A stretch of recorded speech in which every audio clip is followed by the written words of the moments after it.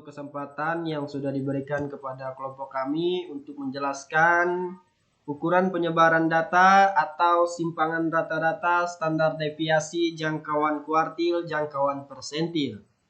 Kami dari kelompok 4 ya teman-teman, yaitu Arya Mahendra 1219 1869, Wafika Bizah 1219 20 80, Egiana 12 19 20 78, Putra Alfikar 12 19 19 43, Franciscus 12 19 17 76. Kami dari kelompok 12.3C.30. Jadi baik teman-teman, di sini ada kata pengantar, ucapan puji syukur kepada Allah atas rahmat, hidayah, dan inayahnya sehingga kami dapat menyelesaikan makalah ini tepat waktu. Dan tidak lupa juga kami ucapkan terima kasih kepada Ibu Desi Purwaning Tias, Eskom, Mkom, selaku dosen mata kuliah statistika yang telah memberikan kesempatan kepada kami untuk menyusun makalah ini yang berjudul ukuran penyebaran data atau simpangan rata-rata, standar deviasi, jangkauan kuartil, jangkauan persentil.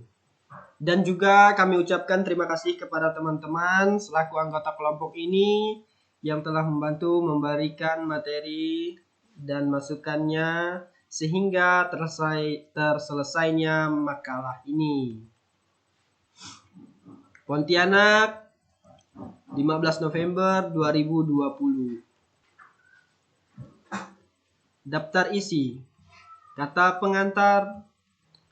Bab 1 pendahuluan, 1.1 latar belakang, 1.2 rumusan masalah, 1.3 tujuan, bab 2 pembahasan, 2.1 simpangan rata-rata atau mean division, 2.2 standar deviasi, 2.3 jangkauan kuartil, 2.4 jangkauan persentil, bab ketiga penutup, kesimpulan, 1.2 saran. Jadi di bab 1 ini kita akan belajar memahami sebelum kita masuk ke cara dan apa itu statistik. Jadi statistik berasal dari bahasa Latin yang artinya adalah status ya teman-teman, atau negara. Pada mulanya statistika berhubungan dengan fakta dan angka yang dikumpulkan oleh pemerintah untuk bermacam-macam tujuan. Statistik juga diturunkan dari kata bahasa Inggris yaitu state atau pemerintah. Berbagai macam ukuran sangat diperlukan agar kita dapat memperoleh gambaran lebih lengkap dalam memahami tentang data-data yang telah dikumpulkan. Kita telah memahami dua macam ukuran, yaitu jadi ukuran yang selama ini kita belum pahami saya akan sebutkan di sini. Ukuran yang pertama yaitu ukuran gejala, meliputi rata-rata hitung, rata-rata ukur, rata-rata harmonik, dan modus. Untuk yang kedua yaitu ukuran letak, meliputi yang pertama. Teman-teman tahu bahwa kita pernah belajar di kalau tidak salah SMP ya. Ini ada median, kuartil, desil, dan persentil. Di samping kedua ukuran yang telah kita pahami tersebut, kita masih akan membahas ukuran lain, yaitu simpangan atau ukuran penyebaran. Ukuran terakhir ini menggambarkan bagaimana terpencarnya sekumpulan data kuantitatif atau bilangan-bilangan. Beberapa ukuran yang akan kami bahas di dalam makalah ini adalah simpangan rata-rata, standar deviasi, jangkauan kuartil, dan jangkauan persentil. Jadi untuk teman-teman di sini kelompok kami merumuskan masalahnya di 1.2 rumusan masalah. Pada makalah ini kami merumuskan beberapa hal, yaitu yang pertama pengertian ukuran penyebaran data, yang kedua simpangan rata-rata, yang ketiga standar deviasi, yang keempat jangkauan kuartil, yang kelima jangkauan persentil. Di 1.3 itu ada tujuan ya. Tujuan untuk memenuhi tugas dari dosen pada mata kuliah statistika. Yang kedua, agar pembaca mengerti apa maksud dari ukuran penyebaran data. Yang ketiga, menjelaskan tahapan-tahapan untuk memperoleh standar deviasi. Jadi kita turun lagi ke bawah. Kita masuk ke bab 2 ya teman-teman. Untuk bab 2 pembahasan 2.1 simpangan rata-rata atau mean deviation.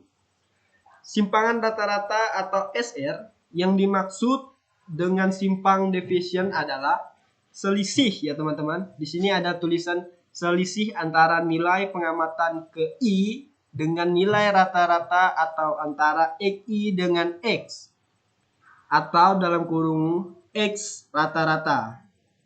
Penjumlahan daripada simpangan dalam pengamatan kemudian dibagi dengan jumlah pengamatan N disebut dengan simpangan rata-rata. Jadi di sini teman-teman bisa pahami bahwa penjumlahan daripada simpangan-simpangan dalam pengamatan kemudian dibagi dengan jumlah pengamatan N disebut dengan simpangan rata-rata. Jadi itu ya teman-teman disebut simpangan rata-rata. Dalam setiap nilai XI akan mempunyai simpangan sebesar XI kurang X. Karena nilai XI bervariasi di atas dan di bawah nilai rata-ratanya, maka jika nilai simpangan tersebut dijumlahkan akan sama dengan 0. Jadi teman-teman bisa memahami di sini karena nilai XI bervariasi di atas dan di bawah nilai rata-rata, maka jika nilai simpangan tersebut dijumlahkan maka akan sama dengan 0. Untuk dapat menghitung rata-rata dari simpangan tersebut, maka nilai yang diambil adalah nilai absolut ya. Di sini nilai absolut dari simpangan itu sendiri. Artinya tidak menghiraukan apakah nilai simpangan tersebut positif atau negatif rata-rata. Jadi teman-teman bisa lihat kembali di bawah ada dua contoh, data tidak berkelompok dan data dikelompokkan. Teman-teman bisa belajar dari berbagai macam situs seperti di Google. Teman-teman bisa buka rumus-rumus seperti yang kami terapkan di layar kaca kami ini. Jadi Anda bisa belajar di sini atau mengikuti semacam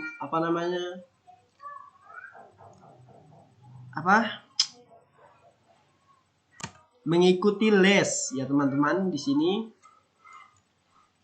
Jadi kita masuk lagi ke 2.2 standar deviasi. Jadi teman-teman tadi kita sudah membahas dari bab 2. Lanjut lagi kita ke standar deviasi, yaitu kita memahami dulu standar deviasi itu apa. Jadi standar deviasi adalah nilai statistik yang digunakan untuk menentukan seberapa dekat elemen data-data yang ada dengan nilai rata-rata atau yang kita kenal dengan mean dari suatu sampel dan bagaimana data-data tersebar di dalam sampel tersebut. Biasanya standar deviasi dipakai untuk menentukan seberapa heterogen elemen yang dapat dalam suatu data.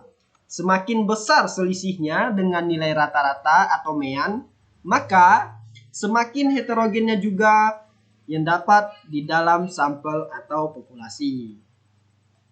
Jadi itu teman-teman. Jadi untuk dipahami standar deviasinya agar kita sama-sama belajar mengetahui. Berikut ini di bawah rumus standar deviasi sampel S. Jadi di sini ada rumus S sama dengan seperti ini. Ada dalam kurung XI kurang X pangkat 2 per N ya. Yaitu keterangannya ada di bawah. Kita bisa baca XI itu sama dengan data ke I ya. XI itu sama dengan data ke I. XQ2 sama dengan mean data sampel. N itu sama dengan jumlah elemen atau data sampel. Sementara itu berikut ini di bawah ini rumusan standar deviasi populasi Q.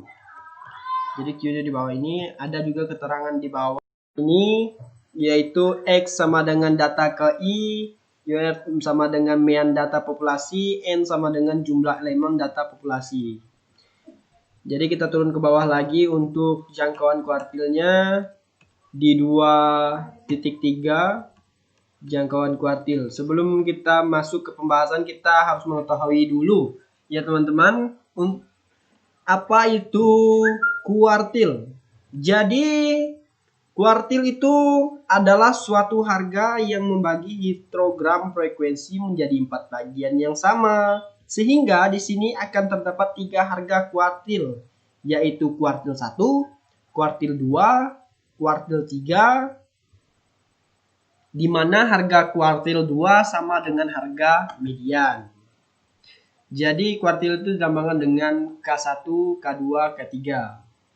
Jangkauan kuartil tersebut juga simpangan kuartil atau rentang semi antar kuartil atau deviasi kuartil. Kuartil dibagi menjadi 3, yaitu kuartil pertama ialah nilai dalam distribusi yang membatasi 25% frekuensi di bagian bawah, distribusi yang membatasi 25% frekuensi di bagian atas, dan 75% frekuensi di bagian bawah distribusi. Selanjutnya, kuartil kedua ialah nilai dalam distribusi yang membatasi 50% frekuensi di bagian atas dan 50% di bagian bawahnya. Jadi di sini kuartil kedua dia sama rata, tidak sama dengan kuartil pertama, yaitu 25% di bagian atas sedangkan 75% di bagian bawah. Untuk kuartil ketiga ialah nilai dalam distribusi yang membatasi 75% frekuensi di bagian atas dan 25% frekuensi di bagian bawah. Jadi ini hampir kebalikan dari kuartil pertama, yaitu 25%-nya tadi di atas, sedangkan yang ini 75%-nya yang di atas. Jadi ini adalah kebalikan dari yang pertama.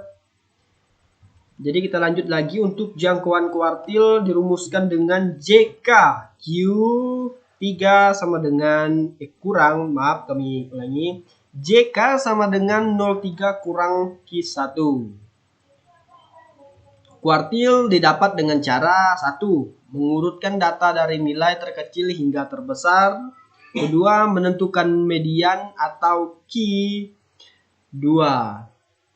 Ketiga, menentukan Q1-nya, median data kurang dari Q2, dan Q3, median data lebih dari Q2.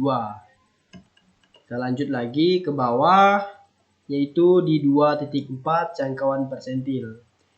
Bagian rumus yang berubah hanyalah bagian yang menentukan letak titik persentil ya teman-teman, dan bagian-bagian yang lainnya yang menyesuaikan persentil yang dimaksud. Kita bisa lihat tabel di bawah ini, letak berapa titik persentilnya. Persentil yang pertama teman-teman bisa lihat, yaitu persentil ke-1 N per 100, persentil ke-12 12 N per 100, persentil ke-27 27 N per 100, persentil ke-87 87 N per 100, persentil ke-99 99 N per 100. Jadi itu dia. Untuk jangkauan kuartil persentil dirumuskan dengan GP10 kurang 90 atau sama dengan P10 kurang P10. Jadi kita lanjut ke bab terakhir.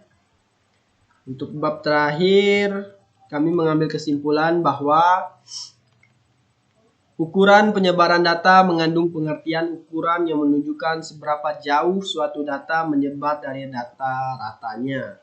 Ukuran penyebaran data yang ada dalam materi statistika meliputi jangkauan, hamparan, dan kuartil. Apabila suatu kelompok data mempunyai penyebaran yang tidak sama terhadap nilai rata-ratanya, maka dikatakan bahwa nilai rata-rata tidak representatif. Jadi itu dia teman-teman. 3.2-nya kami memberikan saran Dalam penulisan makalah ini memberikan beberapa saran, yaitu yang pertama, kami memberikan 2 saran saja. Dapat memberikan manfaat yang besar bagi suatu organisasi pendidikan, yaitu waktu dapat menjadi lebih efisien ketika melakukan pengolahan data mentah menjadi data kelompok. Yang kedua, dapat melakukan perhitungan ukuran penyebaran data, dibutuhkan kesabaran dan juga ketelitian. Jadi baik teman-teman, sekian dari kelompok kami. Kami ucapkan banyak terima kasih atas partisipasinya. Jadi sekian dari kelompok kami ucapkan terima kasih.